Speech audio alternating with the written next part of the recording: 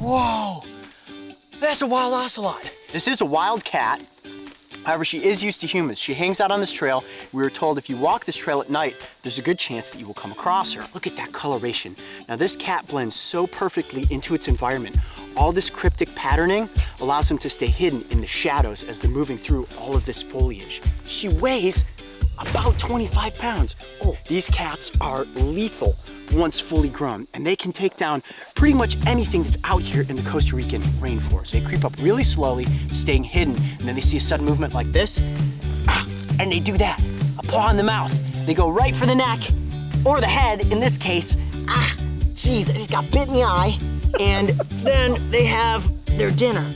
Ouch. What you're looking at right there is a bobcat. It's one of the most adaptable animals that lives here in the United States. You can find this cat anywhere from Maine all the way down to Southern California. They live in almost every state, and I'll tell you what, you probably have them right in your backyard and you didn't even know it. Look at that tail. Now this is where they get their name, that bob little tiny tail there. Now if they flip the tail up in the air, it's completely white. If it's a mother cat, that will allow kittens to be able to follow her in the dark so that they don't get lost. Now the bobcat is an ambush predator like most cats. And what they'll do is hunker down and wait for something like a rabbit, squirrel, even something as large as a deer that they can then lunge out, quick move with those claws, latch on, and go for the neck. They can jump as high as 12 feet up in the air. So if I'm standing straight up and this bobcat wanted to, it could spring up on this edge, leap all the way over top of me.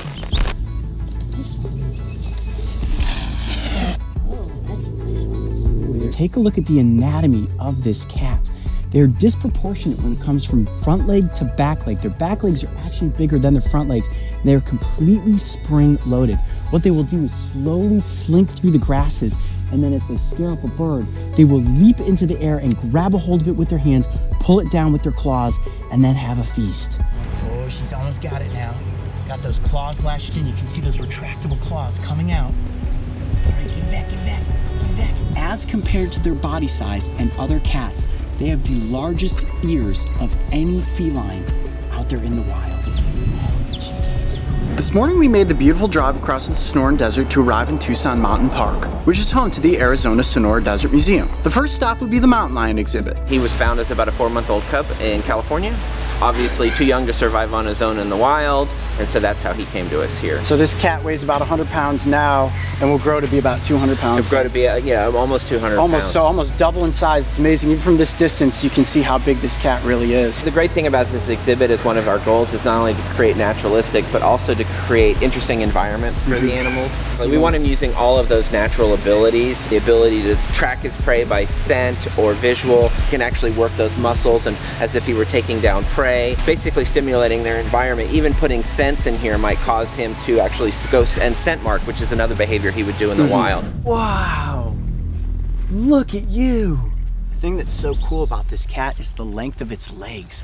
Perfectly designed predator and designed for speed. And as we know, cheetahs are the fastest land predator. Cheetahs are so iconic for their spots, which allow them to perfectly camouflage in all of the tall grasses. Now it's a diurnal species. They primarily hunt during the day. And if you take a good look at Monty's eyes there, look at how big they are. They have incredible vision. What most people don't realize is that cheetahs, females specifically, are mostly solitary unless they have cubs. But when it comes to males, a group of cheetahs is called a coalition. So oftentimes you'll see 2 or 3 brothers hanging out together. Working in tandem with the Reserve Protection Agency and a team of field veterinarians, today's goal is to safely tranquilize and collect biometric data from these predatory cats.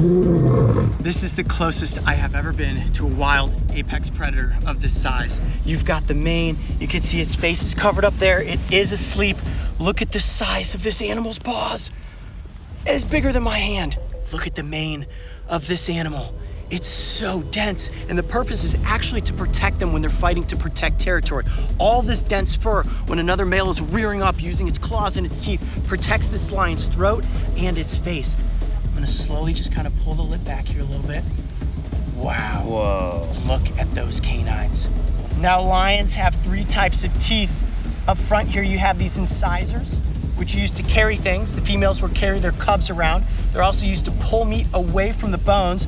Of course, the canines are used to inflict a kill. And then in the back here, go ahead and zoom in, you see that? all these premolars are used like serrated shears to saw through the meat. I'm guessing this line is probably somewhere between 250 and 300 pounds. That can tip the scales well over 500.